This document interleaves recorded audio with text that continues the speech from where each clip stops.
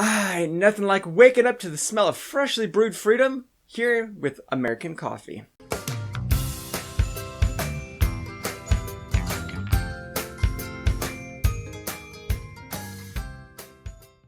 Good morning to wherever you are. This is your Java Man, and today we are not traveling far. We are staying right here in America to find out a little bit about the history and some facts about coffee in America.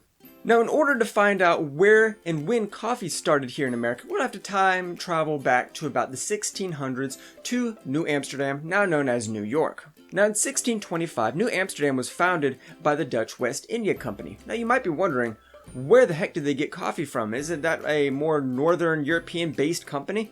Well, it is, and they did try to grow coffee there, but it didn't really go real well. But if you dial back 6 years earlier, they went to Indonesia, to the now capital of Indonesia, Jakarta, which, if you're not familiar with it, I mentioned it in my Coffee Around the World in the island of Java, which also happened to be an island in Indonesia. So if you think about it, it's not too far-fetched to think, okay, coffee may have came from Java or just one of the surrounding islands, went to Jakarta, and from there, they went either to regular Amsterdam or New Amsterdam with their freshly brewed goodness. Now, of course, because America was founded by the English, tea was the primary drink, initially at least here in America. But things seemed to change a little bit when the year of 1773 came around. The King of England, of course, set up a heavy tax on tea. And that kind of ticked off some of the colonists. They were like, hey, what the heck? This is dumb. We didn't even vote for this. So they decided to meet up at the Green Dragon Tavern there in Boston. And at the Green Dragon Tavern, they decided and brewed up the idea of the Boston Tea Party. And with that, they threw all the tea off the ships, and from there, coffee became the #1 breakfast drink in America. Now, sadly, the Green Dragon Tavern, at least the initial one, isn't open anymore. It was demolished in the 1800s. However, they built a new one there in Boston, and it brags about being the headquarters of the Revolution. In fact, Thomas Jefferson was quoted saying coffee was the favorite drink of the civilized world. And those were the first shots fired in the Revolutionary War. And now we're going to skip ahead with some quick facts going from the 1800s to the 1900s, starting off in 1817. At that time, Brazil brought coffee to Hawaii. Now, they tried to grow some crops, and it didn't do too well until about 1825 when they finally started growing coffee there in Hawaii. In 1886, Joel Chick actually founded Maxwell House Coffee with its slogan, "Good to the last drop," in 1907. Travel back a year earlier, and George Washington, not the founding father George Washington, founded the first instant coffee, which I'm sure Thomas Jefferson would call instant freedom.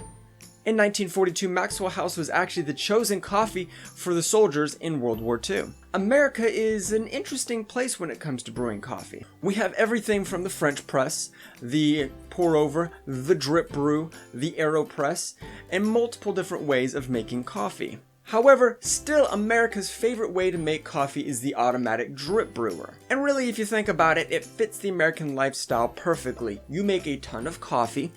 It's made very easily, very quickly, and you can have it lasting on the heat for as long as you want to, even if you like burnt coffee. And really, honestly, just for me to you, it befuddles me that some of my coworkers still don't know how to use an automatic drip brewer. I'm like, guys, it's been out for over 40 years. You think you'd have figured it out by now.